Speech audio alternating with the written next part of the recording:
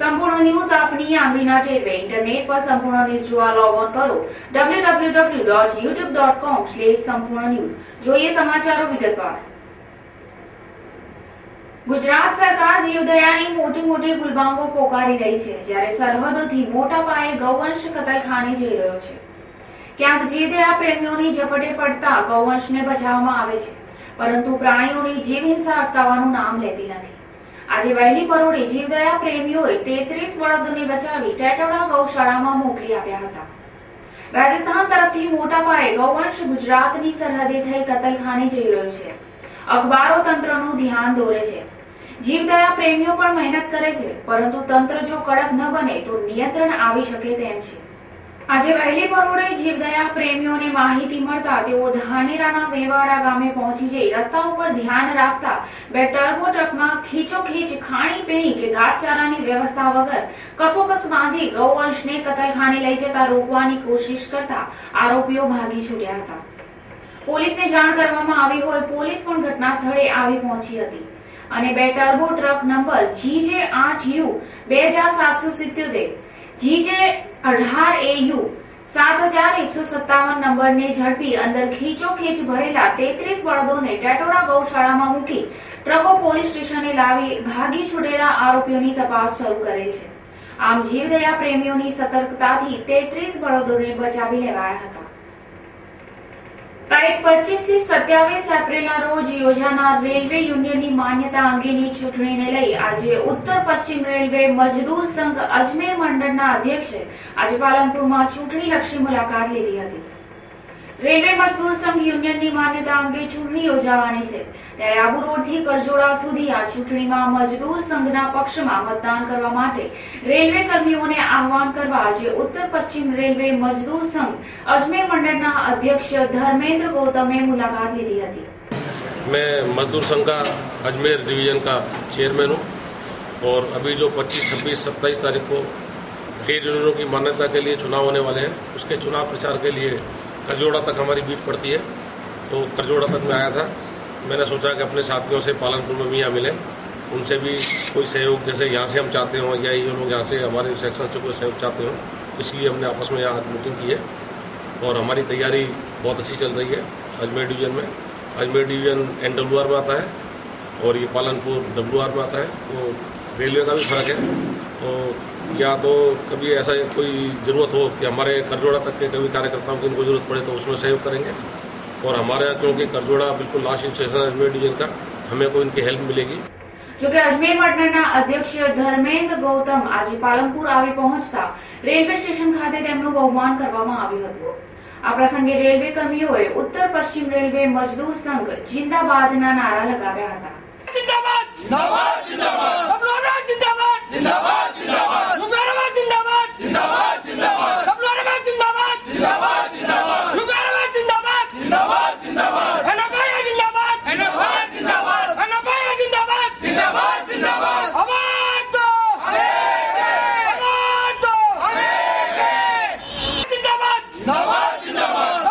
जिंदाबाद जिंदाबाद जिंदाबाद अपना जिंदाबाद जिंदाबाद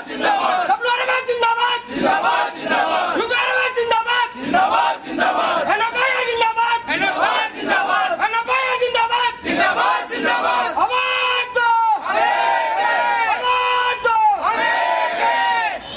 આમ રેલવે મજદૂર સંઘની ચૂંટણીને લઈ ગતરોજ પાલનપુર ખાતે વેસ્ટર્ન રેલવે એમ્પ્લોઈઝ યુનિયનની જાહેર સભા યોજાયા બાદ આજે ઉત્તર પશ્ચિમ મજદૂર સંઘના અજમેર મંડળના અધ્યક્ષ મુલાકાત લેતા રેલવે કર્મીઓમાં યુનિયનની ચૂંટણીને લઈ રાજકીય ગરમાવો આવી જવા પામ્યો છે। રાધનપુરમાં ઉનાળાના પ્રારંભે જ પીવાના પાણીની રામાયણ સર્જાવા પામી છે, જેને લઈ વોર્ડ નંબર 9ની મહિલાઓમાં પાણીના મામલે પાલિકામાં માટલા ફોડવાની ચીમકી ઉચ્ચારતા પાલિકા તંત્રમાં ભારે ખળભળાટ મચી જવા પામ્યો છે। રાધનપુર હાઈવે વિસ્તારના વોર્ડ નંબર 9માં આવેલ અંબિકા સોસાયટીમાં છેલ્લા 15 દિવસથી પાણીનો કકળાટ છે। રાધનપુર નગરપાલિકાના અણધડ વહીવટના પાપે ઉનાળાના પ્રારંભે જ હાઈવેની અંબિકા સોસાયટીમાં પાણીની સમસ્યા સર્જાતા આવી વિસ્તારના રહીશો મુશ્કેલીમાં મુકાઈ જવા પામ્યા છે।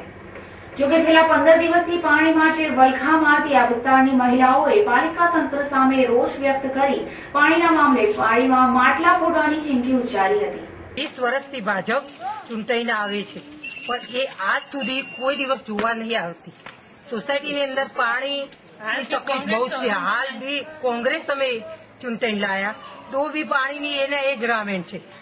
તો અમારે શું કરવાનું? 15 દિવસથી આજ પાણી આવે, વોચ બધા ખાલી, બેડા ખાલી, વાપરવા પાણી નહીં. અમે કરવાનું શું? ટેન્કર ના આવે સોસાયટીમાં, મંગાવીએ તો શું કરવું અમારે? હાલ પાણી ક્યાંથી પૂરું પાડો છો? પાણી કઈ રીતે પૂરું પાડો છો? પાણી તો આમાં આડું અવરું બસ કોકનું ટેન્કર આવ્યું હોય, એ વધ્યું હોય તો થોડું ઘણું વેરાવીએ. નળો બધું ખાલી છે અને માટલાઓ બી ખાલી છે. પાણી પીવા માટે પણ પાણી નથી. હવે પાણી ક્યાંથી લાવીએ? ભાજપ અને કોંગ્રેસ કોઈ બી જનતા કોઈ કશું કરતી નથી, ખાલી વાયદા જ આપે છે. આવીને અમે આમ કરીશું, તેમ કરીશું બધું કે છે, પણ કશું કરતા નથી. 20 વર્ષથી ભાજપ હતી, પણ એ બી કઈ કરતા નથી. હાલ બી કોંગ્રેસ છે, પણ કોંગ્રેસ પણ કશું કરતા નથી. અને હાલ સરદારપુરા અને વિનેક સુધી પાણી રેગ્યુલર આવે છે અને અહીંયા નથી આવતું. એનું શું કારણ? આવતું નહીં. 6-7 દિવસે પાણી આવે તો મોટરથી ખેંચીએ ત્યારે પાણી આવે, એમને પાણી આવતું જ નહીં. દિવસથી પાણી જ આવતું નહીં બિલકુલ. અને બીજી બધી સોસાયટીમાં આમ કે લાઈનમાં પાણી તો બીજી બધી સોસાયટીમાં 24 કલાક પાણી આવે, તો લાઈનમાં પાણી ના હોય તે સોસાયટીમાં ક્યાંથી પાણી આવે? તો પછી પીવાનું શું, વાપરવાનું શું? પાણી તો રોજિંદી વપરાશની જરૂરિયાત હોય. આપણો સવારે ઉઠી એટલે પાણીની જરૂર પડે ને, તો પેલા પાણીનો પ્રશ્ન સોલ્વ કરવાનો. ભાજપની સરકાર હતી તો પાણીનો પ્રશ્ન, તો કોંગ્રેસની સરકાર આવી તો આ તો પક્ષ પલટો થયો, તો પાણીની તો સોલ્યુશન આવજો કે ના આવજો, તો પાણીનું સોલ્યુશન કેમ નહીં આવતું? આમ પાણીના પોકારો પાડતી અંબિકા સોસાયટીની મહિલાઓ પીવાના પાણી માટે પાલિકા કચેરીએ રણચંડીનું સ્વરૂપ ધારણ કરે તે પહેલા પાલિકા તંત્ર આ વિસ્તારની પાણીની સમસ્યાનો ઉકેલ લાવે તે ઇચ્છનીય છે. પાલનપુર તાલુકાના માલણ ગામે 3 માસના ટૂંકા ગાળામાં નિર્માણ પામેલ રાજીવ ગાંધી ભવનનું આજે જિલ્લા વિકાસ અધિકારીના વરદ હસ્તે લોકાર્પણ કરવામાં આવ્યું હતું. આ પ્રસંગે ગામના જૈન શ્રેષ્ઠીઓના દાનથી નિર્માણ પામનાર કોમ્યુનિટી હોલનું પણ ખાતમુહૂર્ત કરવામાં આવ્યું હતું. 16 લાખના ખર્ચે નિર્માણ પામતા રાજીવ ગાંધી ભવન પાલનપુરના 28 તાલુકામાં મંજૂર કરવામાં આવ્યા છે. જોકે માલણ ગ્રામ પંચાયતની સજાગતાના કારણે રાજીવ ગાંધી ભવન માત્ર 3 માસના ટૂંકા ગાળામાં નિર્માણ પામતા આજે પાલનપુર તાલુકાના માલણ ગામના પ્રથમ રાજીવ ગાંધી ભવનનો લોકાર્પણ સમારંભ યોજવામાં આવ્યો હતો. બનાસકાંઠા જિલ્લા વિકાસ અધિકારી મહેન્દ્રભાઈ પટેલના અધ્યક્ષ સ્થાને યોજાયેલ આ સમારોહમાં ટીઆરડીએના ઝાલા તાલુકા વિકાસ અધિકારી વસંત સોલંકી, માલણ સરપંચ નિશાબેન નિલેશભાઈ મોદી, ઉપસરપંચ દલજીભાઈ જેગારા સહિત પંચાયતના સભ્યો અને ગ્રામજનો મોટી સંખ્યામાં ઉપસ્થિત રહ્યા હતા.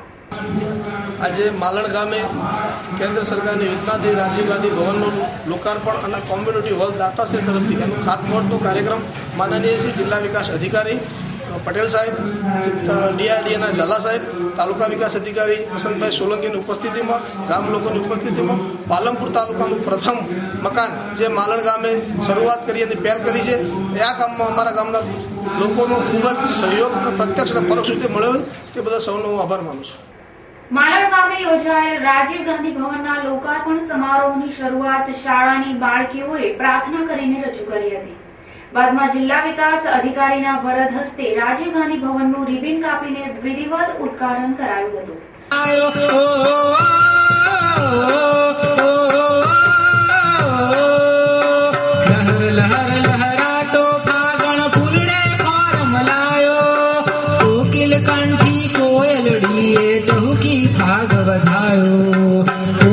કંઠી કોયલડીએ ટહુકી ભાગ વધાયો, આયો ફાગણિયો રૂડો ફાગણિયો, આયો ફાગણિયો રૂડો ફાગણિયો.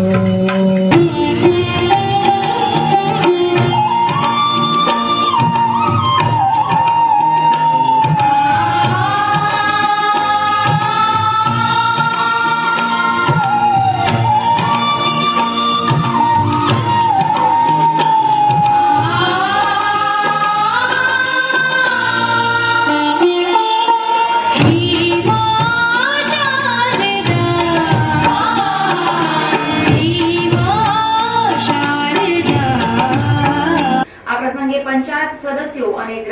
આગેવાનો દ્વારા ઉપસ્થિત મહાનુભાવોનું સાફો બાંધી અને તલવાર આપી બહુમાન કરવામાં આવ્યું હતું.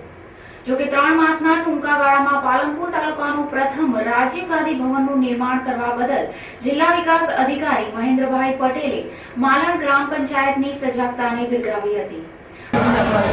પાલનપુર તાલુકામાં કુલ 28 રાજીવ ગાંધી ભવન મંજૂર થયેલા છે. એમાં સૌથી પ્રથમ ફક્ત 3 મહિનાના ટૂંકા ગાળામાં માલણ ગામે એનું આજે લોકાર્પણ કરવામાં આવે.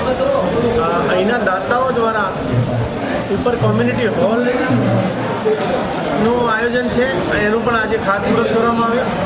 માલણ ગામમાં પ્રગતિશીલ ગામ છે, સંપવાળું ગામ છે અને જુદી જુદી યોજનાઓ નીચે એને ગત વર્ષે અમે લગભગ 1,55,00,000 રૂપિયાના કામો મંજૂર કરેલા હતા.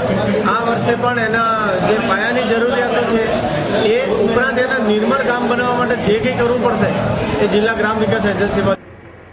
આમ આજે માલણમાં રાજીવ ગાંધી ભવનના લોકાર્પણ સાથે ગામના જૈન શ્રેષ્ઠી રતિલાલ ત્રિભુવનદાસ શાહ પરિવારના દાનથી નિર્માણ પામનાર કોમ્યુનિટી હોલનું પણ આ પ્રસંગે ખાતમુહૂર્ત કરવામાં આવ્યું હતું. નશો નાશનું મૂળ હોય આજે અનેક પરિવારો નશાના કારણે બરબાદ થઈ રહ્યા છે. ત્યારે આજે દિયોદર તાલુકાના નાનકડા એવા ગાગોલ ગામે દારૂના દૈત્યને દેશવટો આપી સમાજમાં દારૂને નેસ્ત નાબૂદ કરવાનો સંદેશો પ્રસરાવ્યો છે.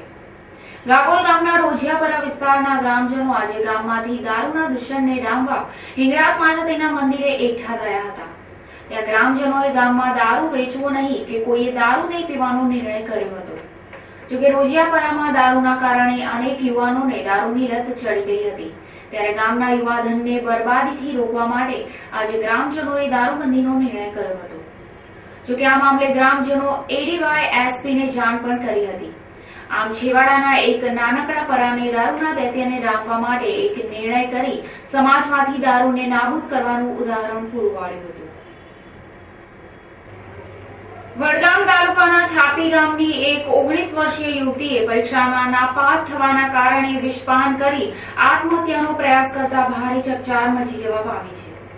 વડગામ તાલુકાના છાપી ગામે રહેતા પરમાર પરિવારની એક 19 વર્ષીય યુવતી SYBAની પરીક્ષામાં નાપાસ થતા આ યુવતીને લાગી આવતા આજે સવારે પોતાની જીવન લીલા સંકેલી લેવા ઝેરી દવા ગટગટાવી દેતા તેની હાલત લથડી પડી હતી.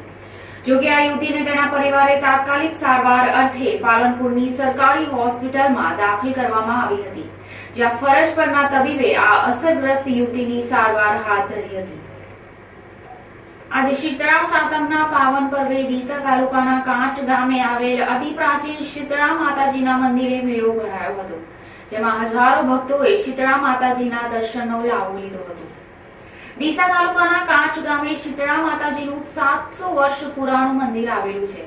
આ મંદિરે ફાગણ વદ સાતમના રોજ વર્ષોથી મેળો ભરાય છે, જે વર્ષો જૂની પરંપરા મુજબ આજના શીતળા સાતમ પર્વે કાંચ ગામે શીતળા માતાજીનો મેળો ભરાયો હતો, જેને લઈ કાંચ ગામે આજે માઈ ભક્તોનું કીડિયારું ઉભરાયું હતું. જોકે દંતકથા મુજબ શીતળા માતાજીના પગ ચૂલામાં પડતા તેમના પગ દજાયા હોય માતાજીના પગને ઠંડક આપવા ભક્તો દ્વારા આ મંદિરે પાણીની માટલીઓ મૂકવામાં આવતી હોવાની લોક માન્યતા રહેલી છે.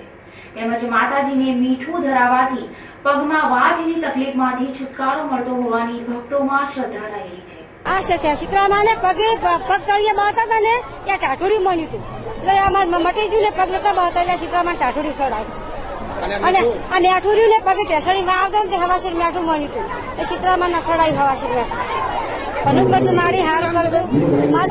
અમારા ગામે શીતળા માતાનું મંદિર 700 વર્ષ પુરાણું છે અને દર વર્ષે અમે 700 વર્ષથી મેળાનું આયોજન થાય છે અને મેળો ભરાય છે. અને શીતળા માતાને આગલા દિવસે રાધણસઠ હોય છે અને રાધણસઠના બીજા દિવસે શીતળા સાતમનું ટાઢું ખાવાનું હોય છે. એને આ માન્યતામાં મોટો મેળો ભરાય છે. અને બીજું કે બહેનોને આ મેળાનો બહુ સારી રીતે બહેનો માણે છે, કારણ કે બહેનોને રસોડામાં રજા હોય છે. વર્ષની અંદર આ એક જ એવો તહેવાર આવે છે શીતળા માતાનો, શીતળા સાતમનો, કે બહેનોને રસોડામાં રજા હોય છે અને મેળાનો આનંદ માણે છે.